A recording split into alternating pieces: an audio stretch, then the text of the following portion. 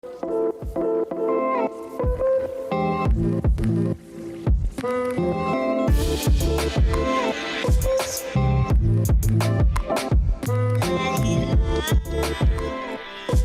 this is Sanyam Bhutani, and you're listening to Chai Time Data Science, a podcast for data science enthusiasts where I interview practitioners, researchers, and Kagglers about their journey, experience, and talk all things about data science.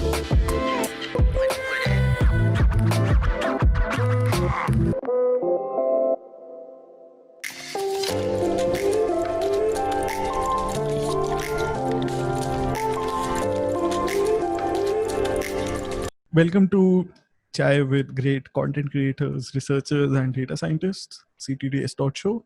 In this episode, I interview a person who's all three of these and a Kaggler and an amazing teacher as well, Jeff Heaton. Jeff is currently VP at RGA and an amazing content creator on YouTube. He puts out videos almost every week in the realm of machine learning, broadly speaking. Definitely check out his YouTube channel. He's also an adjunct professor at Washington University, as well as a Kaggler. In this interview, we talk about his journey, of course, as you would expect, into machine learning, data science, Kaggle, content creation, how he got started across all of these different things. How did he get started in creating videos? What does his pipeline look like? What has he learned from all of these? And we dive into his very rich and diverse background and how is it helping him in reverse in growing his skill sets, his perspective on that. Now, without standing in between you and Jeff's rich experience and his journey's overview, here's the conversation. Please enjoy the show.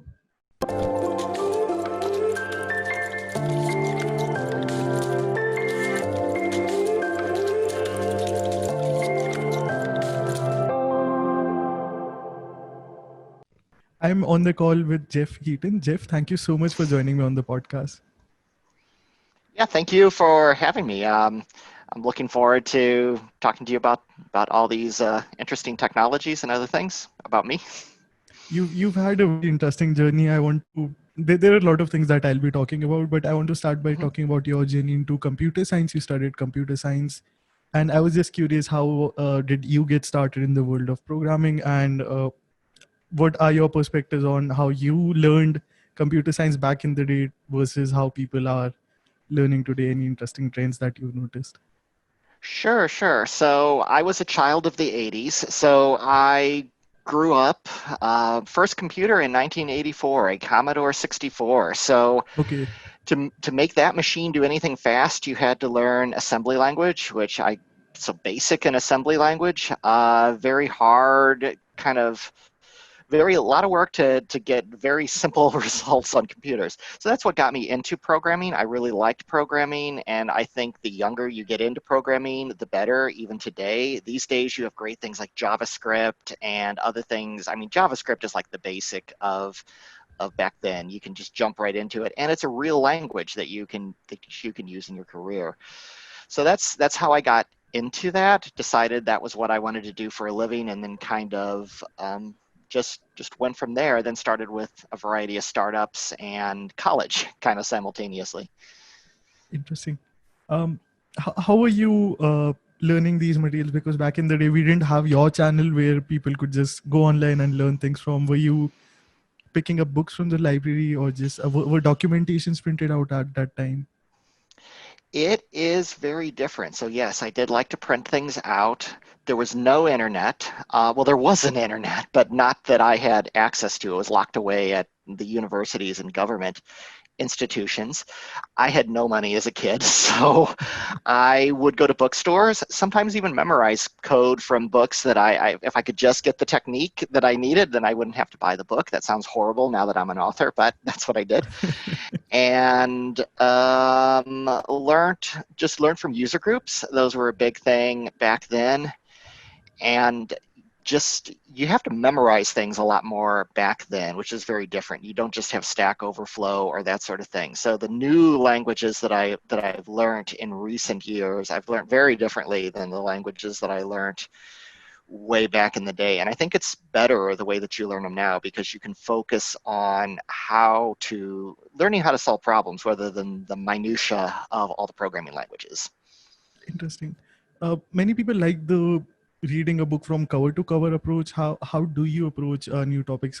You of course you've been putting out a lecture on your channel, but there are other tutorials as well. There's, I think, some coverage of some sort of machine learning news. How do you go about learning these things?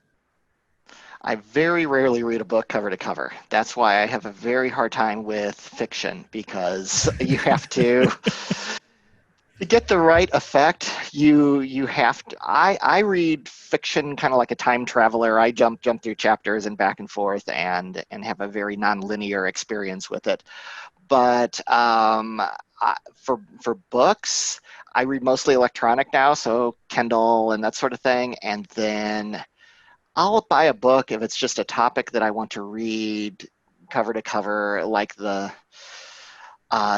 deep learning book. I did buy that. I did not read it cover to cover. I read just the Ian Goodfellow's book.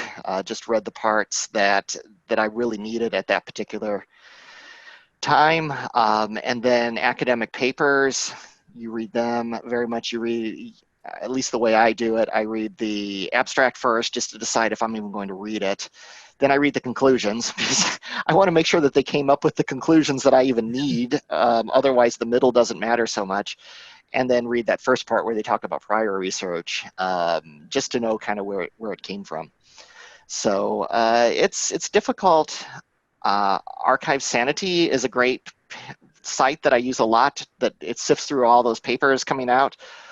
I don't read nearly as many papers as I should, but if it's a new technique and I'm covering it for my YouTube channel, then I'll usually read through there. And then just staying on top of GitHub and stuff that, I mean, everybody is publishing stuff, so that's a very lots of stuff at all levels. Or like the Unoldify, which is great. They're doing some of these videos, taking old pictures and making them look brand new.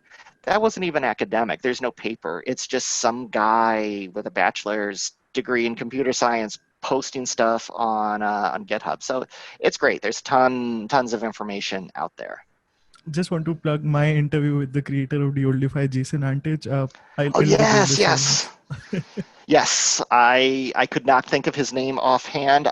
You do, I'm not worthy. You do have a lot of interesting people on this channel. I will definitely check that one out.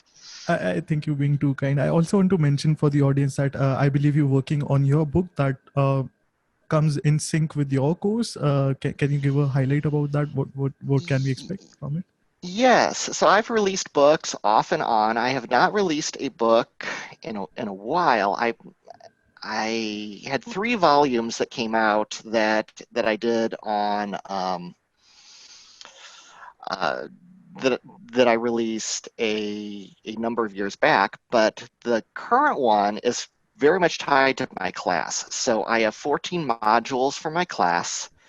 And the first 3, they were on Kickstarter, so that was a thing back in the day, but I've not been, and it still is really, but I have not been continuing those as much. The first 3 books were kind of 3 volumes covering like everything related to AI. That's an ambitious, impossible task. So I've narrowed it in to just what I'm doing with my class.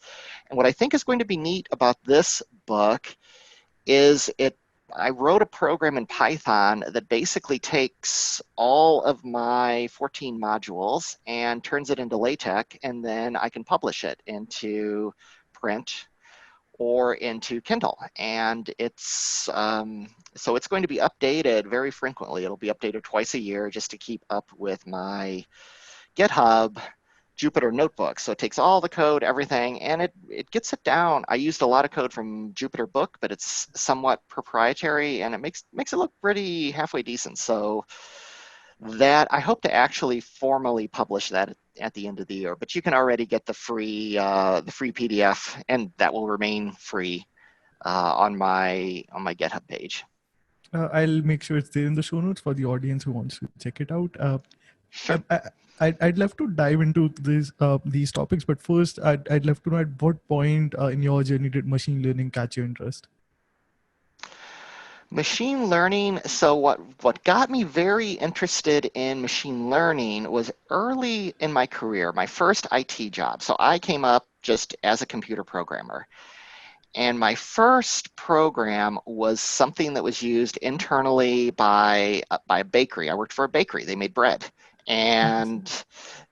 they had 30 factories across the United States. And I worked on a program called Dough Scheduler. And what that would do is actually schedule the factory floor. These people need to be here. These people need to be somewhere else. And what products we need and everything like that. And fundamentally, it's an optimization problem. Hmm. How can you use as few people to produce as much bread as possible in the quickest amount of time? And that's where I learned one of the first lessons really of machine learning is don't lock yourself away in a lab, understand the data.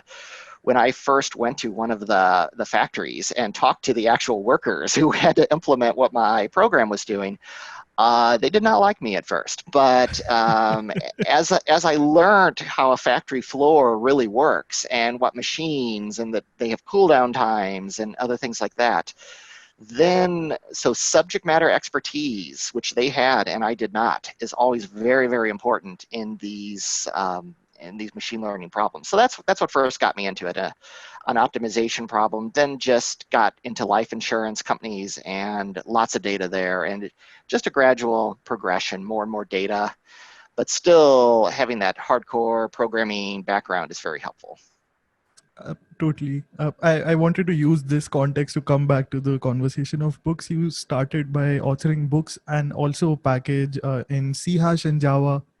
Uh, can you share a bit about that? Why were you using these languages? No one would imagine why would you use these languages today, but back in the day, why were you using them? Yeah, so really I started as a C++ programmer. That was my first job. That program I wrote for the bakery was all in C++. And back then there were much fewer programming languages. There's a crazy amount of them now. But so started with C++, then a natural progression from that was Java, which has become kind of the corporate industry language, at least for a while. It was. Now Java is a lot of text and a lot of typing and a lot of checking. But so that has given way to Kotlin and other things like that. And then C Sharp, for a while, C Sharp and Java were the two things that people asked me the most about for my books. And I realized Java and C Sharp syntactically are really pretty similar looking. So it was easy for me to translate my books between Java and C Sharp. So I kind of supported those two in parallel a lot. Then I got more into Python. And Python is really kind of, Python and JavaScript are really the two languages that I deal with the most right now. Okay.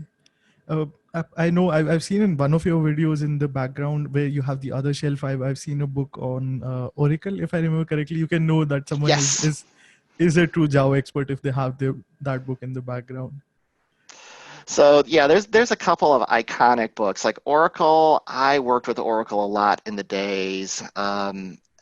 I'm really trying more and more to move away from, as are companies that I work with, to get more into open source technology. So in place of Oracle, now I would use Postgre, or I would use something cloud native, even like Redshift, or even Dynamo if it's more document oriented. But yeah, there's lots of books. The books behind me, actually, that's my usual YouTube background. My wife, due to COVID, is actually teaching middle school in my office right now. So this is actually my my basement with a virtual background.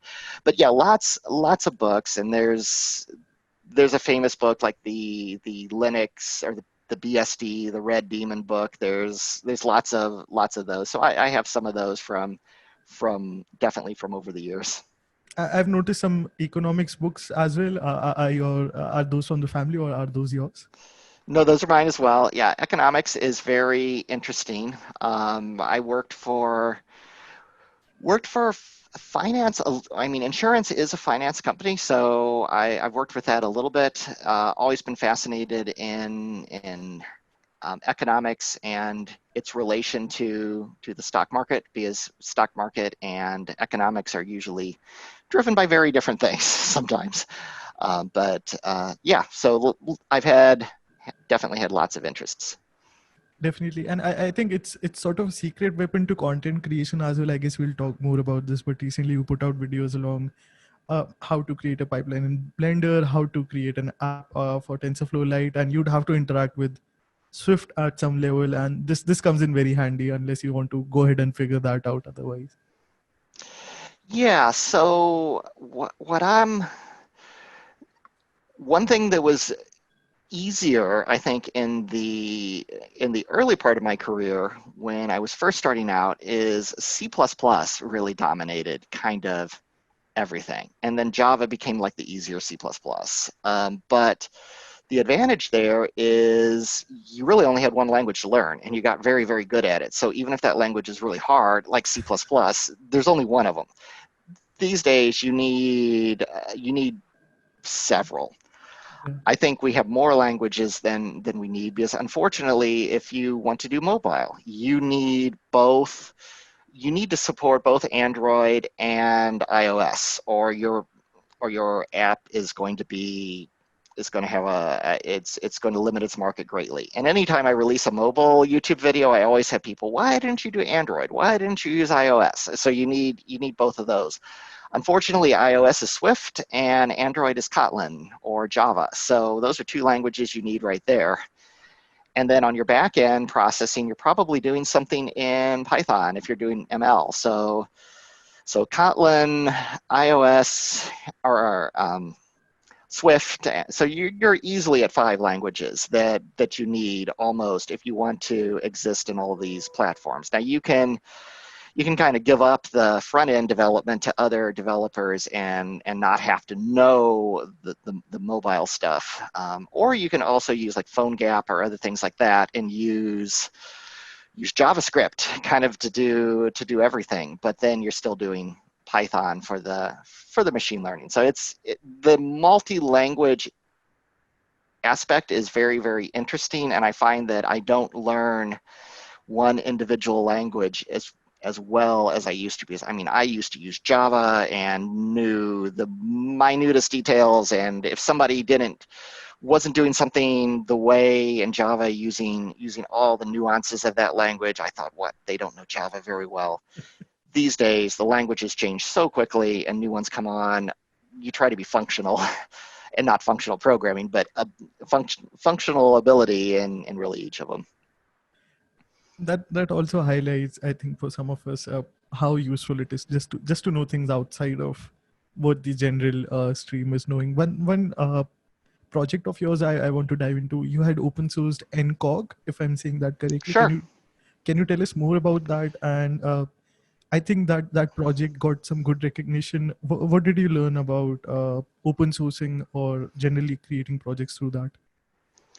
Yeah, so NCOG is basically because I wrote a book about Java on artificial intelligence, neural networks, way back before deep learning. This was probably 2005 or so. People started using my code a lot, and we really didn't have GitHub yet. Gosh, I can't even think of the name of the predecessor. Google Code and then other things like that. Yeah, Google Code doesn't exist anymore. Had my code out there and for the book, and people were using book code. Book code is just a quick example. If you try to use it in anything production, it's just not written at the level of robustness for that. So people were using my book code like an open source project anyway. So I just organized my neural networks into NCOG. And this was before TensorFlow, before PyTorch. And there were not too many good options out there in Java. And then I translated to C#, and it ended up getting a lot of use in early, like 2008 through 2014-ish academic papers. If you go to Google Scholar and type incog, you see like 1,000 or so papers that reference it. So that was neat. I learned a lot about open sourcing something. You have to realize there's some good things and there's some bad things about open sourcing. The good things are you get the recognition, and if you're earlier in your career, and I was definitely earlier in my career at that point, it's great. Publishing things into, back then it was paper magazines, but now it's posting stuff on GitHub, getting that recognition, having those side projects, great thing to do. Open source is good because it teaches you about Git and source control and forks and merges and all these things that you would not deal with unless you were working for a company or working on a project like this. The downside is I started in Cog working on just the parts of it that I were interested, but now you're supporting this community and everybody's problem becomes your problem as well. And I don't mean it really in a bad way, but that's just something to be aware of. You're going to end up adding things and fixing things that you're maybe not as interested in. But if you want to grow the project, and that's what I was interested in at the time, it's definitely necessary to follow those issues on GitHub and track them and not break other things and support your product basically. Absolutely. I think your students might also have asked this question to you. Many people are hesitant to make their work public on GitHub or publish a kernel on Kaggle or just write a blog post. All of three things that you've been doing and putting out really amazing stuff. What advice would you have for them? Yeah, I mean, some people are very afraid of if there's a bug in it, or I mean, you'll see academic papers sometimes published with no code, and sometimes the publisher or the author behind it is, I don't know, they're afraid of negative feedback, they're afraid of whatever. You're going to get negative feedback no matter what level you're at. You're going to get, I mean, I see Jeffrey Hinton and Jan LeCurn and those guys give various levels of feedback back to each other. YouTube videos, you definitely, I mean, you see every YouTuber who's at any level whatsoever occasionally do the I'm going through mean comments kind of video, Yeah. which some of them are kind of, it's just the nature of the beast. I definitely suggest getting things out there, dealing with the comments, dealing very quickly. But usually you get more supportive comments I've found than negative ones. And as you get bigger and more well-known, you get the negative ones. It it just happens. But such is life. But yeah, I definitely suggest getting things out there. Make sure that you think of the things that can go wrong and have the proper error messages so that people can get halfway decent error messages back and post, so that your program is reporting back and telling them when they've given it bad input or something else like that. Because once you start to work in industry and companies, that becomes very important too. If your program is being ran overnight and it fails at 2 a.m. your time, just because they forgot to give you an input file, if you just blow up because of null pointer or no reference, they'll call you. Whereas if it says missing input file, usually they'll fix it. Sometimes they'll call you. Yeah, that's a great point. I want to now switch the conversation towards data science. You transition into data science, I think, at RGA, where you currently working. Can you speak a bit about that, and how did you transition into working on data science problems during the day? Sure. So RGA, Reinsurance Group of America, they're a large Fortune 300 reinsurance company.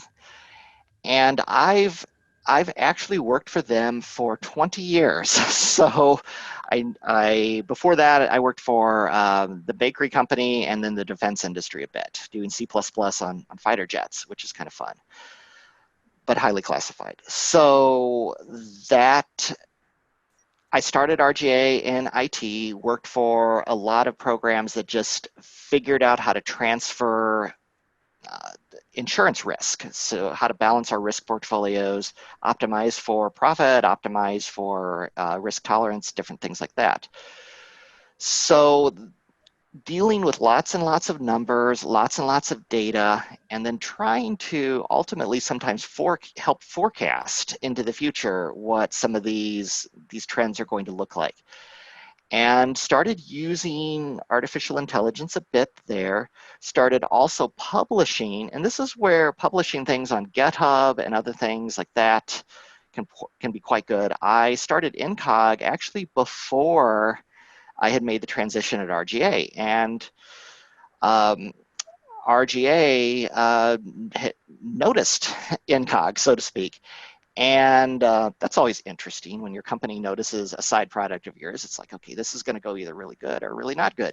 In that case, it went really good. They wanted me to basically start working in their new data science group that they started probably 7 years ago. And that's how I made that transition. And that's where these side projects in data science. Now, your own company may or may not notice it. If they wouldn't have, I would probably be working for a different company right now. So it's definitely build your personal brand and learn these technologies that you're interested in, because that lets me learn them on my own time. If I would have hated data science, it's much safer to learn that I hate my hobby, because then I just go get a new hobby, than to make a radical career shift before I was ready. That's a great insight. And I just want to point out that these side hobbies can even be pretty wild, like asking stupid questions to really smart people by starting a podcast. And I'm lucky it's also recognized at where I'm working right now. So I think the options are completely open as long as you discuss with your teams. Yeah, I agree with you.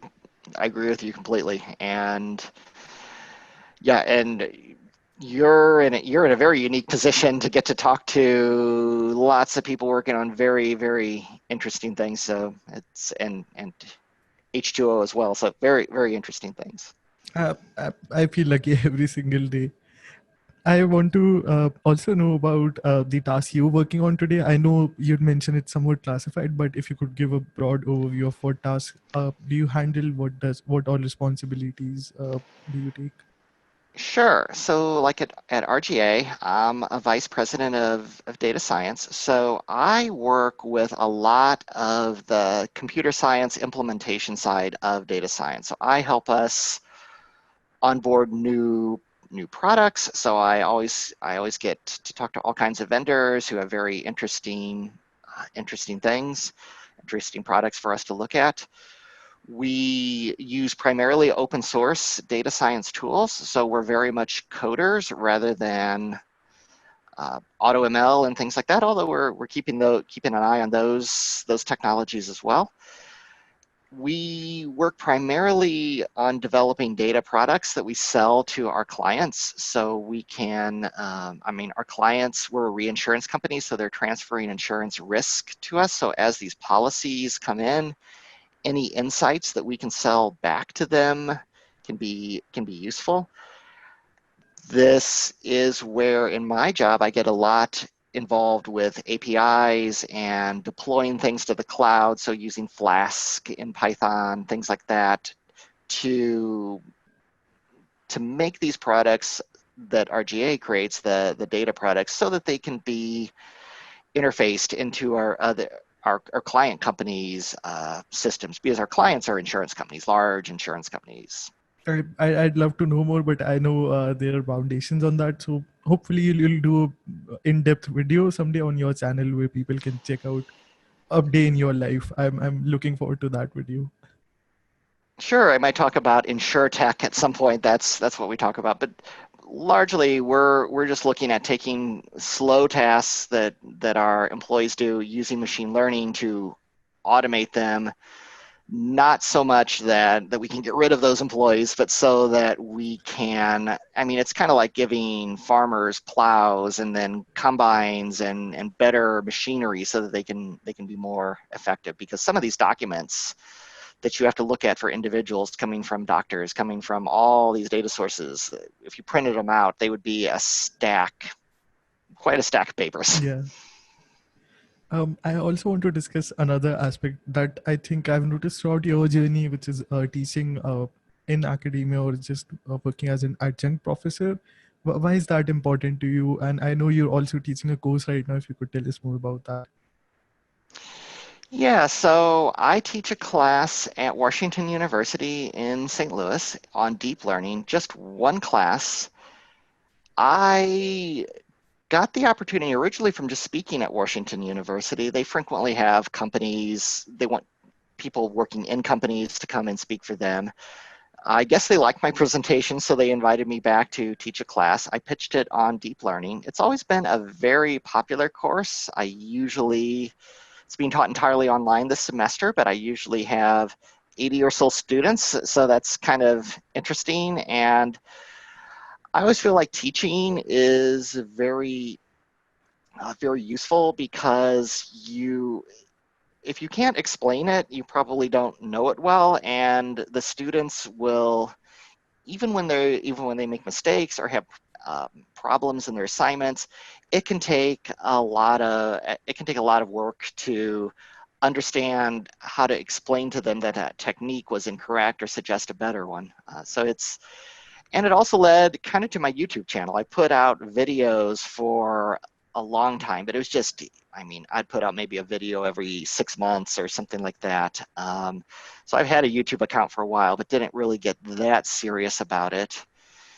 And I just remember all of a sudden one of my professor colleagues at WashU mentioning, because I put them onto YouTube because WashU didn't have a video delivery platform at that point. And I wasn't even thinking of subscribers, but somebody told me, hey, you've got like 12,000 subscribers. That's pretty good. And I'm like, yeah, I do, don't I? So now I'm focusing on it a little bit more, and we're just about to 40K. So YouTube is great. You can, I very much suggest putting stuff out onto that as well. Probably start with GitHub, but then if your GitHub codes and other things get traction, then YouTube can be a great venue, and it gives you a lot of practice with public speaking. As you have to edit your own videos and watch yourself, you learn a lot. Absolutely. It's a complete process in itself. I think it's somewhat easier now.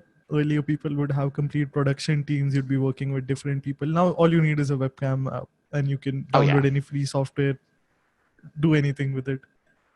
yes, definitely. The startup costs are very, very small. The thing I've always heard as a YouTuber is invest in your audio. Have a good microphone. People will forgive bad lighting, but they won't forgive bad audio. That's hard. And some of my earlier videos are pretty cringy. I only had audio on one side, but very popular video nonetheless. But it was just because my lavalier mic wasn't stereo, and I didn't realize that. So definitely listen to it, get the audio right. Even if you're just going to screencast and you don't even see your face, there's a lot of very huge but faceless YouTubers out there that do nothing but screencast. What does the pipeline for you look like? I'm sure now you have built in. I think it's like testing your code. You have these default tests that I also do, which is to ensure that the mic is plugged in correctly, the camera is working as expected. And Yes. I know you have a green screen as well of creating very interesting thumbnails. I really love your thumbnails. So what does the end-to-end pipeline for you look like? How do you come up with these ideas and how do you produce them? Yeah, so my first YouTube setup that I used until maybe just 3 months ago was just a Logitech webcam and a Blue Yeti microphone, which I would always have just a little bit off camera from me, and I would record those all. I'm doing mainly code, so the software that I use is Camtasia, which works quite well. Camtasia really has full video editing in there. It's not a free product, but it was worth it for me, and I can do enough of the actual video editing.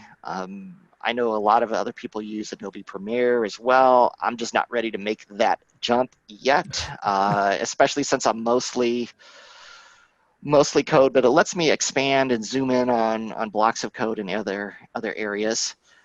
Another program that has changed my life that is free by another YouTuber who has a very popular channel, Kari KH.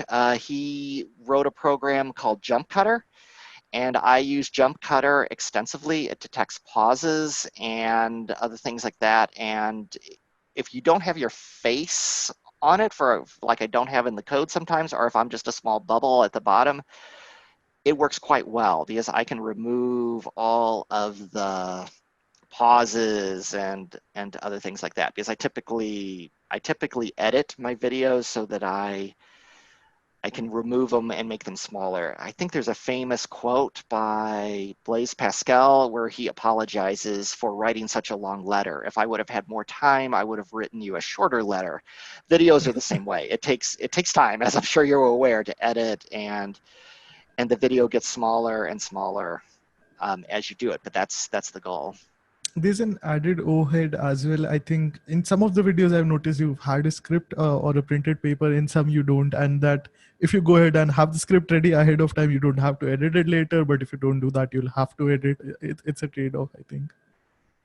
Yeah, virtually all of my videos are unscripted. If there are technical facts that I need to be quoting, then I will typically have the paper there so that I don't actually misquote the wrong number.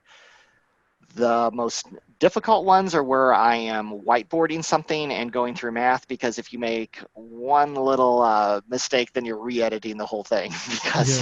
or redoing the whole thing. So it's and by the way, for those, I just record from an iPad. It's a very simple setup.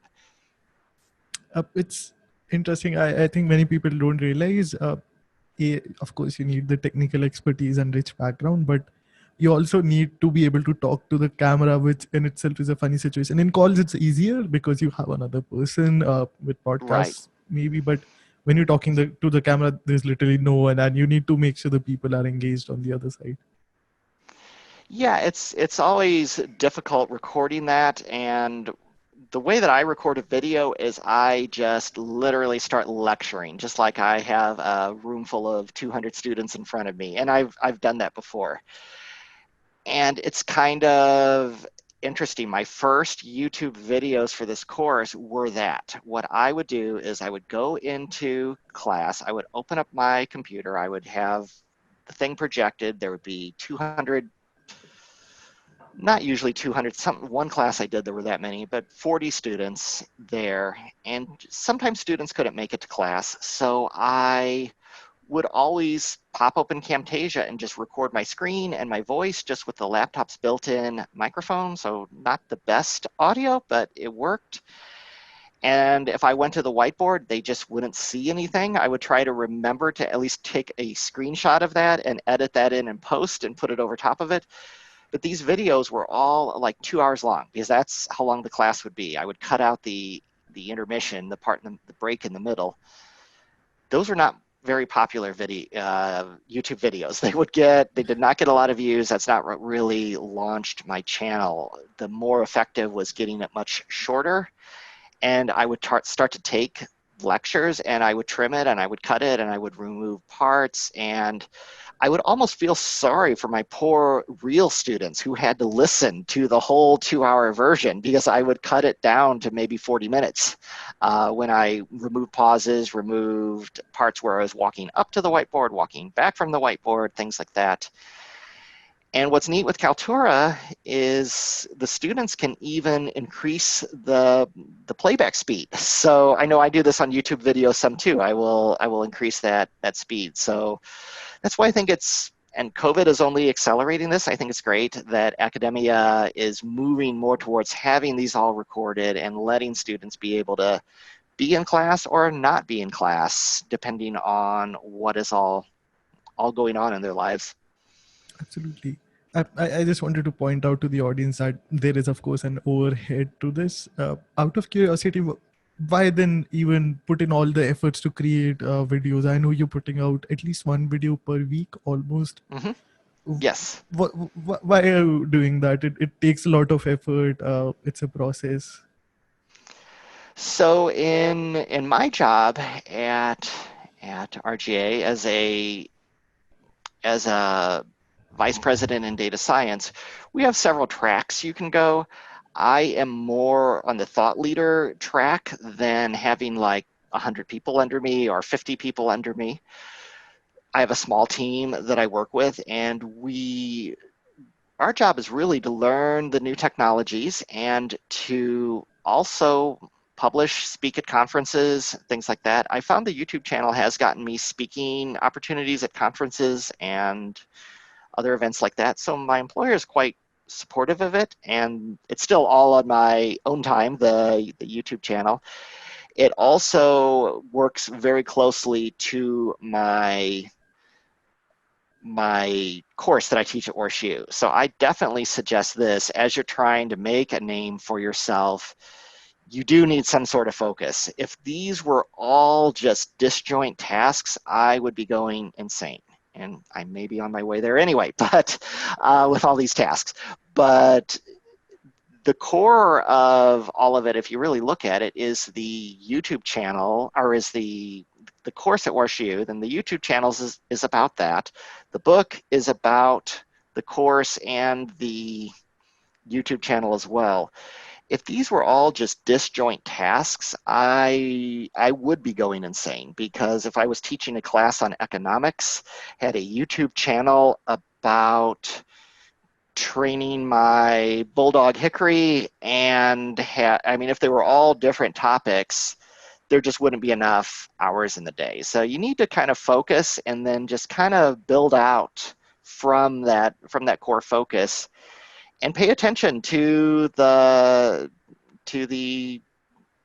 subscribers and comments. I frequently tell my YouTube audience that if if you like this direction for me, if you like this topic, definitely like it, definitely subscribe it. That helps me build my channel, but then that also is their way of voting, and that gets my attention, and then there's more videos like that. So it's kind of a evolutionary process as these channels evolve to follow what path you're going to go. Absolutely. Like you mentioned, everything becomes an extension of different activities, and there's a learning process, and it also rewards, I'm sure, your skills in different ways. One of your videos that I want to discuss, and one of the categories, Kaggle. Why did you take the jump on Kaggle? How was your experience there, and what do you recommend? I'm sure you get a lot of Kaggle related questions, so any general Mhm. advice in that direction? So Kaggle is interesting to me. I wish I had more time for Kaggle. I started as I the first Kaggle competition that I ever did was back when I was moving into data science at RGA. And part of the reason that I did this competition was just, it's like, okay, let's see how good I actually am at data science. Let's let this quickly learn what I don't know. So I wrote my best data science. It was for it was for it was, you were basically trying to classify, I can't remember the exact name of it, but you were trying to classify 9 different products from this, the auto group challenge was the Kaggle. My first one, I was in the top 43% of all of the Kagglers, which is not very good at all. That will not get you, you're at least I'm in the top 50%. So I read lots of message forums on Kaggle, learned from the community. That is the real thing of Kaggle, that you learn about the new technologies. That's when I first learned about XGBoost, which was the big thing in Kaggle back then, still is. And refined my technique, did more and more and more. I finally ended that competition in the top 10% and got a bronze medal. So I was quite happy with that. So basically, of the Kaggle competitions I've done, I've gotten 2 bronze medals and one that I did just absolutely horribly on, which makes me a Kaggle expert, I guess, is the rank that I currently have in competitions. What's neat about Kaggle now, though, is they have data sets, and you can become a kernels master, you can become a data sets master.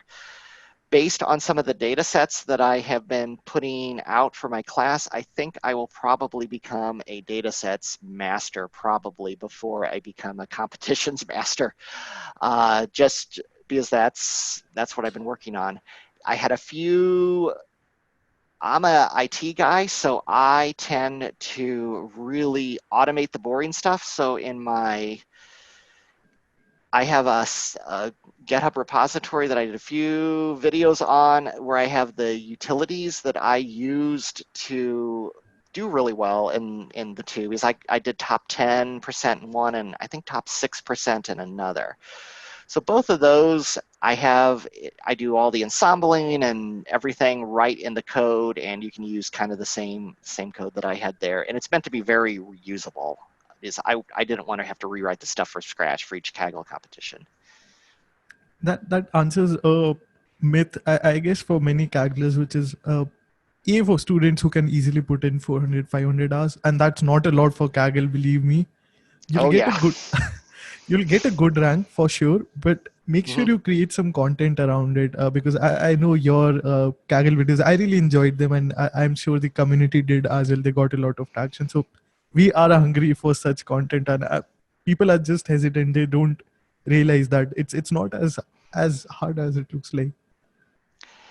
If I did another Kaggle again, I would be tempted almost just to be a kernels contributor rather than actually trying to compete for the top rank myself, because just now that I do the YouTube channel and have weekly videos, I would discover some new feature or some new technique or something in this, and I'd be like, oh, I could, this would be such a popular video. But if I do this, then, and that's what I cover too in my videos about Kaggle, because one thing that I learned very quickly is I would be at top 6% or so in a competition, riding along, quite happy, and then I would wake up in the morning, and after the rest of the world had their day at it, I would see I was at top 27% or something like that.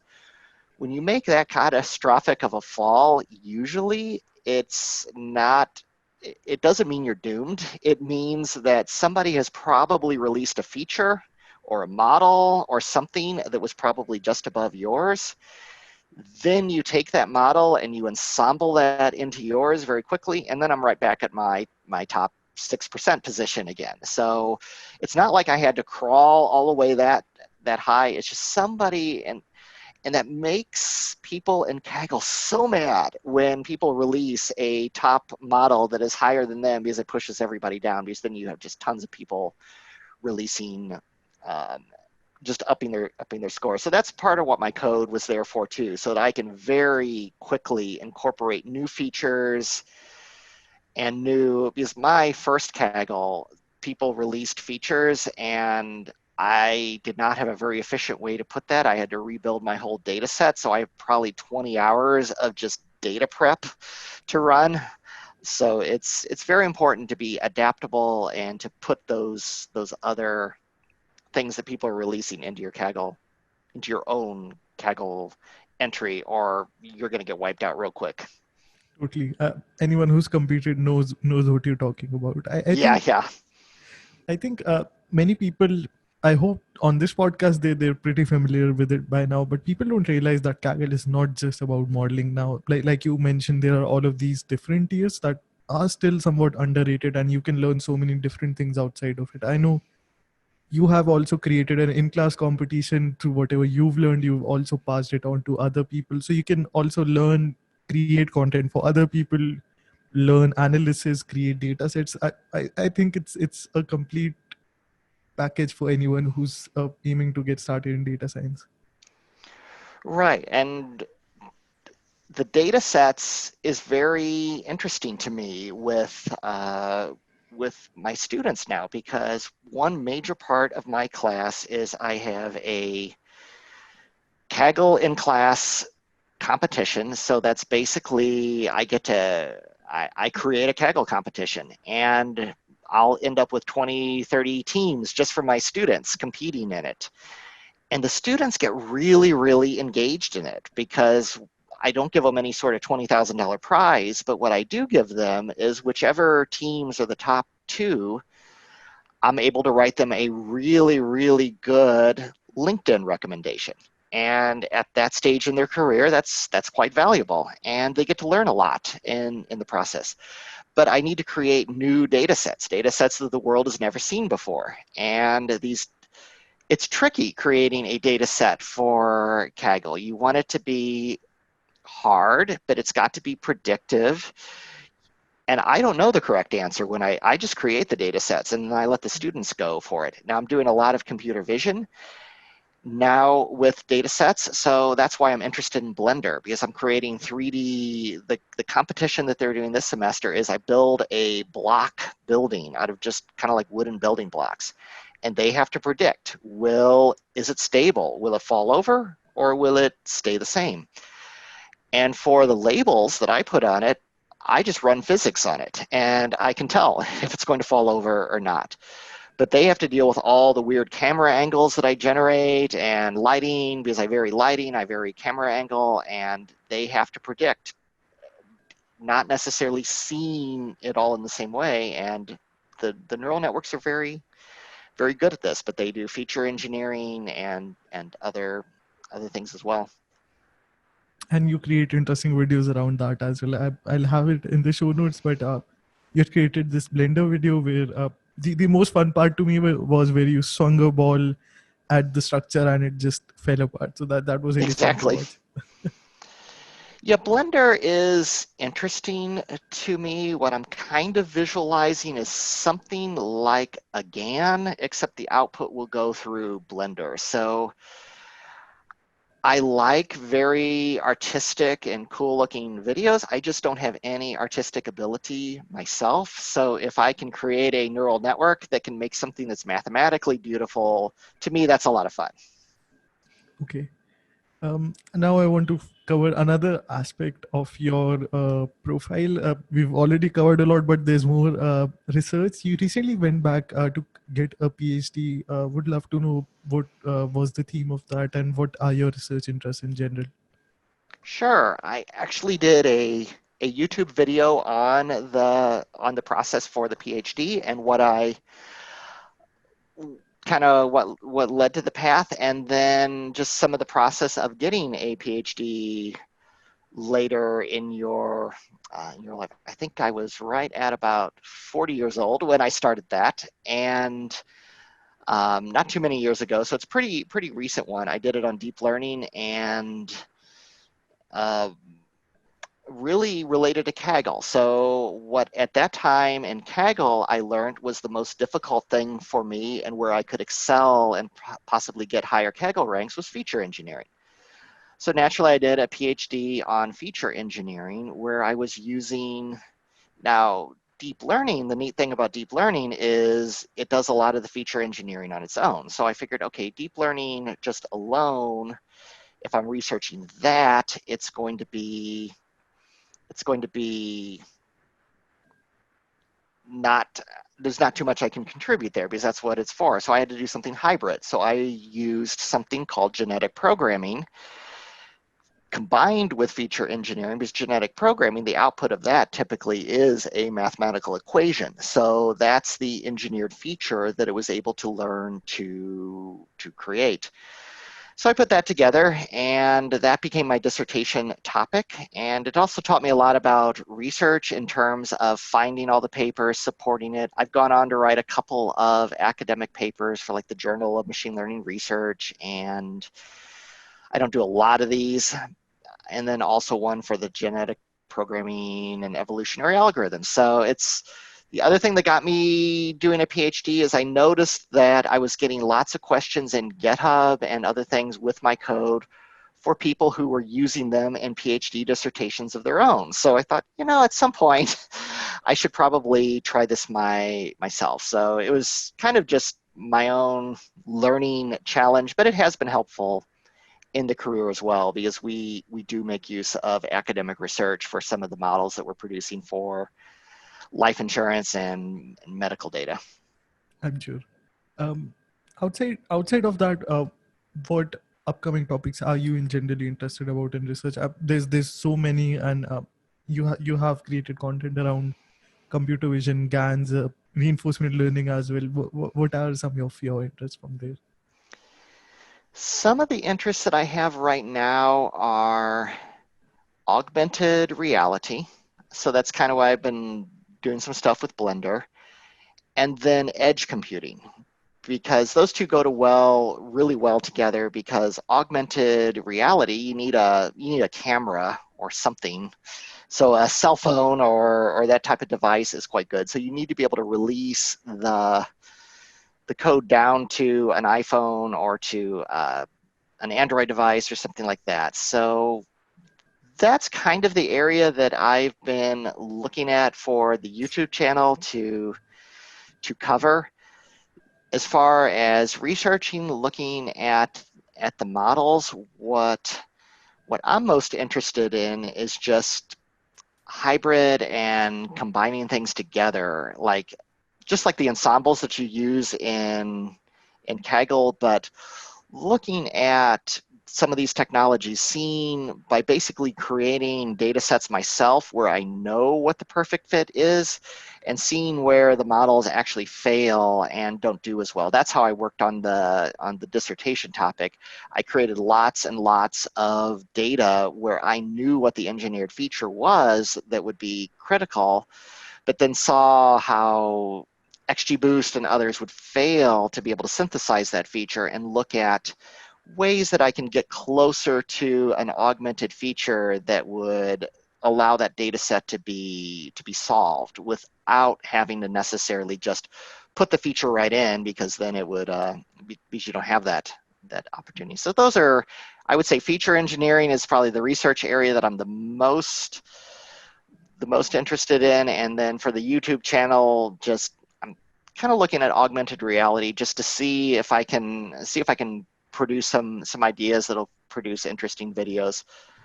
But like I very adaptive and very just looking at what people are interested in as I put things out. Really looking forward to those videos. This also brings me to one of my last questions. I have a few special ones lined up as well, 3 of them. But before that, this is a repeat question on the podcast, and every time I get different perspectives. What is your best advice to someone who's starting their journey in machine learning, data science, broadly speaking? And I'm sure you would have noticed some common mistakes across people from your audience, people from your classes. So your best advice to them? Yeah, definitely. I mean, Kaggle is a great place to start.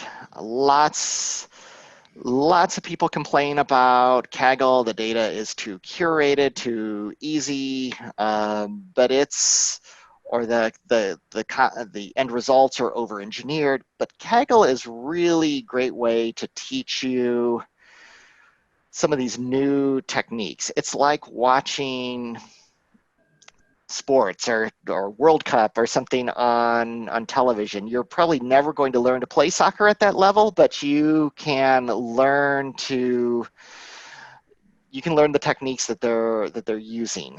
So that's where I learned about XGBoost. That's where I learned a lot about feature engineering. You very quickly on that Kaggle competition start to learn what technologies people are using. I would say the most common mistake would be to just give up too easily on a Kaggle competition or something like that. Don't necessarily try, especially if you're at the very, very beginning, don't try to just write your solution completely from scratch. That's what I did. The first Kaggle competition, I was like top 43%. Okay, yeah, I'm not very good at this. But then I started looking at other people's code and running it, trying to tweak it, trying to change the hyperparameters, submit something, look at a couple of different ones. Like, okay, this one is pretty good. This one is pretty good. What ideas can I combine on these two and try to make it better? And as you go through that, you're coding a lot. You're getting better at coding. You're getting better at reading other people's code. So I would say definitely start with something like Kaggle, start with something like a side project. Think of something that you might, if you're watching YouTube videos and researching and there's some topic that you were trying to look at and just no video answered this particularly well, there's your next video idea. I've done that many times. One thing I want to add to your answer, it's like watching the World Cup, but you also get to participate, and Yes. you know what you're getting into, but it's really fun if you get to participate there. Yeah, and they get to, and just seeing the solutions at the end are great. And I am not that interested in seeing the top 1, 2, and 3. One, because often it's just the end result of, I don't even know how many hours a group of 3 or 4 people have put in together. I'm really interested in seeing the top 100 or so position, and people post those as well. And that's why it's good for you to get the skin in the game and have competed yourself, because you're hitting your head against the wall trying to understand how to do this. It's just like when I'm helping a student with a assignment. If I just give them the answer and they haven't even tried the assignment yet, they won't learn as much. But if they've been beating their head against the wall for like 2 or 3 days straight on this assignment, and then I nudge them a little bit closer into the right direction, or even show them the solution, now you're immersed in this and you're going to know this better. So when I compete in a Kaggle competition and then it ends, the next week straight, I am just looking at all these other entries and seeing what they did that I did not do, looking at some of the components of theirs and seeing if I can see what that looks like ensembled into mine as well. So just get in there, do stuff that is hard, but it's kind of like, not that I am a big bodybuilding type of person, but you have to experience sort of the pain to really advance to the next level, and that's really Kaggle and trying to adapt other projects in open source. Those can be great ways to do that.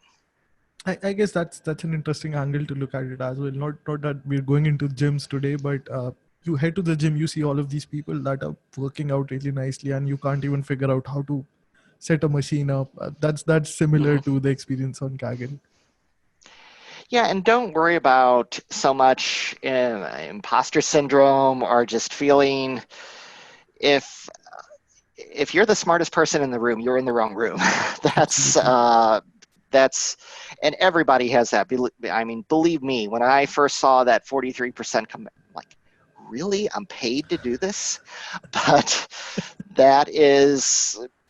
I didn't just immediately delete the program from my hard drive and hope RGA never finds out about that. And they wouldn't care. I mean, it's all different skills. So but seeing, and Kaggle is good because I saw that was the 43%, and then I'm able to just slowly learn new technologies, get better and better and better.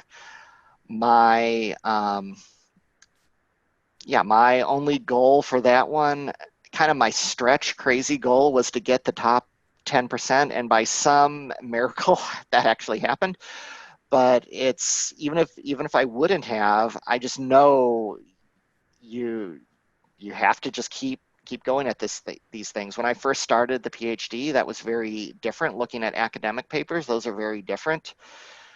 One of my first goals in machine learning was just reading abstracts of papers and understanding what that paper was even about, what that abstract was even talking about, and having to look up probably So they almost use a whole set of different words. I mean, the word random is just too easy. You'd say stochastic or some other, I mean, a bunch of variants of that. Mm. So you have to just basically dive in there and not be discouraged. I would say that's the biggest mistake, being discouraged and just stop. That's because believe me, this stuff discourages everybody, and that you just have to slog your way through it and learn more and more. That's a very honest overview of it. Now I have three personal questions that I've sort of really researched and found. The first one would be, if you had to pick a favorite book, which one would that be? Favorite book. This is my favorite technology book would be Code, which it's been out for a while, but it is by Charles Peltzoid. I think I'm remembering his first name right, but it talks about just literally going from Morse code straight up to computer code and how, I mean, I had, I didn't know this guy was even writing anymore. I had read his Windows books originally, and it's a very, it really kind of shows some of the foundations, and it's very popular on Amazon, despite the fact that it's been out for a while. As far as a non-coding book, Never Split the Difference. It's on negotiation, and it's written by somebody who's done, I cannot think of the author's name offhand, but he has done hostage negotiation.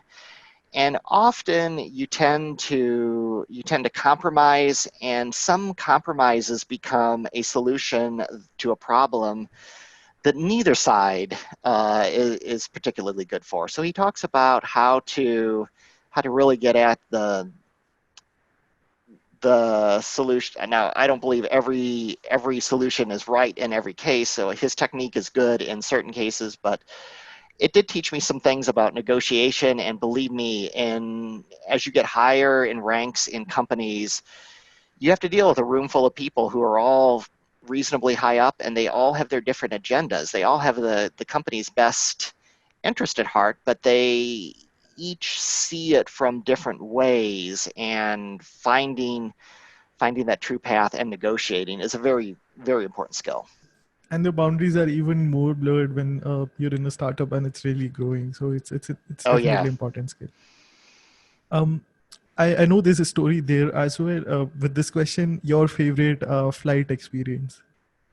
Yes. So my wife and I we were married in a helicopter in Las Vegas. So you can Google that one, and it will show you that. And I was actually a private pilot for a bit. When I went to undergrad, I was set up with I didn't want any student loans, so I did lots of jobs, and I installed the network for the local airport.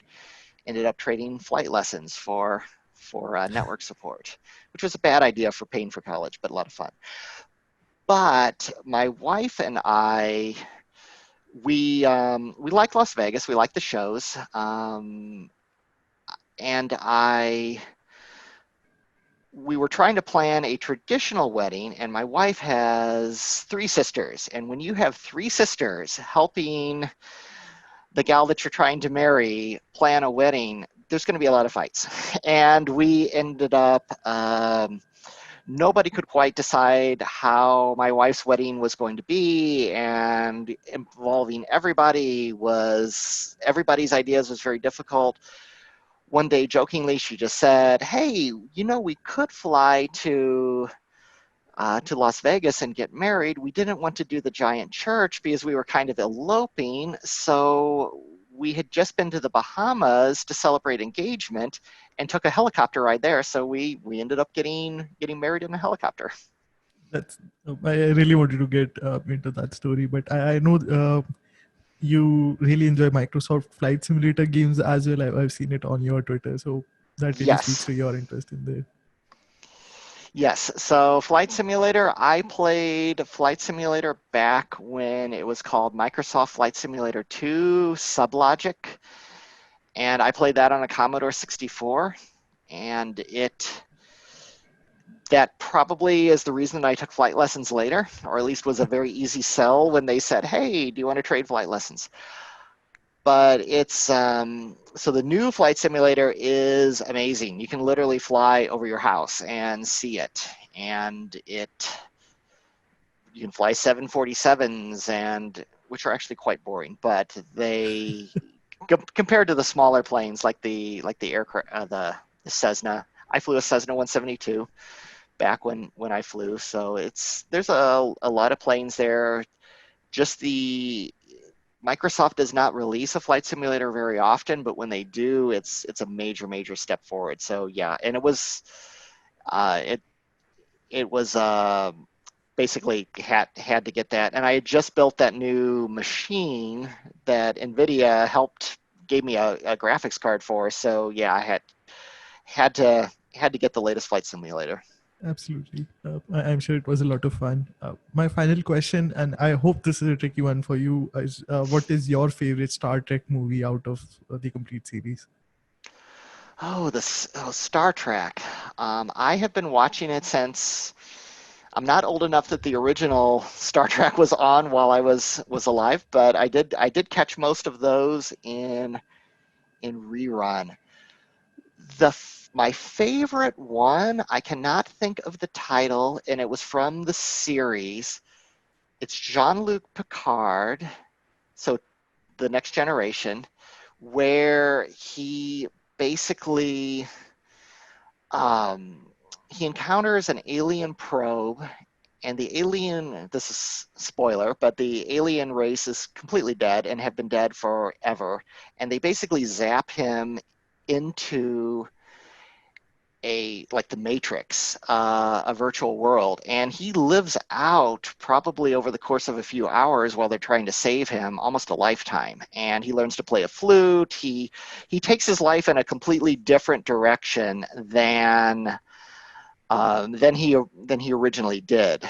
And I don't know, for some reason that was a very memorable Star Trek for me. The movies, I've never liked a lot of them. The Wrath of Khan, I got into pretty much. It was an older one. The Next Generation, they killed off Data, so that kind of ruined the movies for me there. But it's a good franchise, and I'm very much looking forward to seeing where Discovery goes with taking them way into the future. So there's definitely some possibilities there. So I'm not as big of a Star Trek fan, but I've done my homework. I know you're a big fan of it. Before we end the interview, can you just mention the platforms where you act on? I know there are a lot of them, and I'll have all of them linked in the show notes if you'd like to mention any for the audience. Oh, sure. So the biggest platforms that I am on would be GitHub, would be YouTube. Obviously, YouTube I'm probably the most active on. Twitter, some, and that is probably, a little bit on Instagram, but not much. I've got like 80 followers. So that's more than me.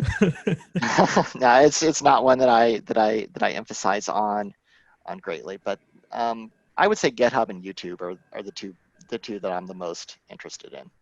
So I'll have other platforms along with these one as well in the show notes for the audience. Jeff, thank you so much again for all of the content and the contributions you've been making to the community, and thank you for your time. Okay, thank you very much. Thank you for the chance to be on your channel. Very interesting stuff. Thank you.